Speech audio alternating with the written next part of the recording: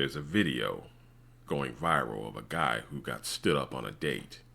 He goes into a diatribe about wanting to find my person and about how finding love shouldn't be so hard.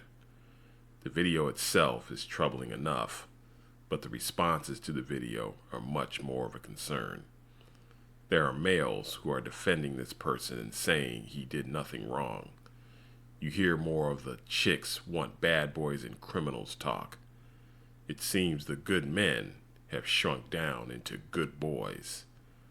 Quite frankly, it was a gesture of kindness for this female to not show up. She would have emasculated this guy if she went on the date and made him feel even worse than being stood up. Finding love, as they say, is very hard and should be.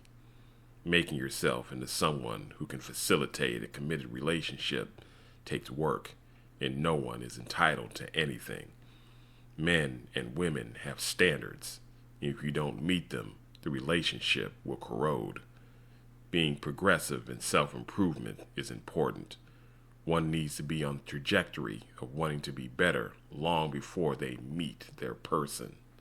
With females complaining about where the good men have gone, and the statistics dealing with marriage and divorce, females aren't making very good mating choices.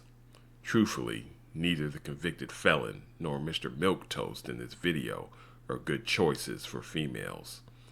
We can be fair and say women aren't rejecting the nice guy because he's nice, but rather because he's weak.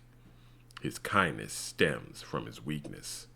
When you don't have the ability to gain respect and are powerless, you will then resort to getting people to like you, which has you trying to appease everyone.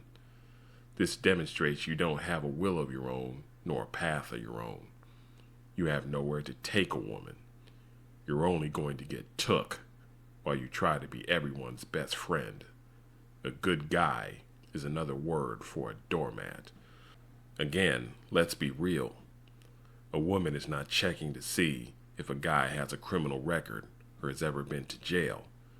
She doesn't go after the bad boys because they've done bad things. The so-called bad boy has shown he at least has some level of competency in some key areas. They have assertiveness, ambition, self-confidence, and leadership qualities. Even if they're going the wrong way, at least they're going somewhere. A woman desires to come alongside a man who is on a distinct path. This is where women would need to exercise better discernment in not getting themselves involved with troubled males. But the markers of manhood tend to be found in guys who are rough around the edges. The world isn't run by nice people. Nice people get run over by those who take life by the horns and wrestle it down to the ground. Life is a shark tank. Goldfish don't stand a chance. A woman desires a protector, a provider, and a leader. The thing most nice guys are able to do very well is provide. There are plenty of these guys out there. We call them simps. It's been said, man can make the money, but money can't make the man. A man must be more than a bag, more than a commodity to be extracted. He must be a pillar and a foundation to be relied on. This goes far beyond a man's checkbook. Worshipping the ground a woman walks on will only get you walked on. Being everyone's best friend will only make you everyone's best fool.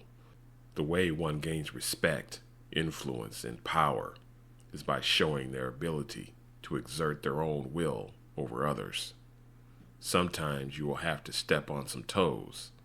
The nice guy doesn't want to step on anyone's toes, but will let others step on his. His overarching concern is whether or not people like and approve of him. The bad boy doesn't care about anyone's approval, but he demands everyone's respect. No more Mr. Nice Guy. He's dead.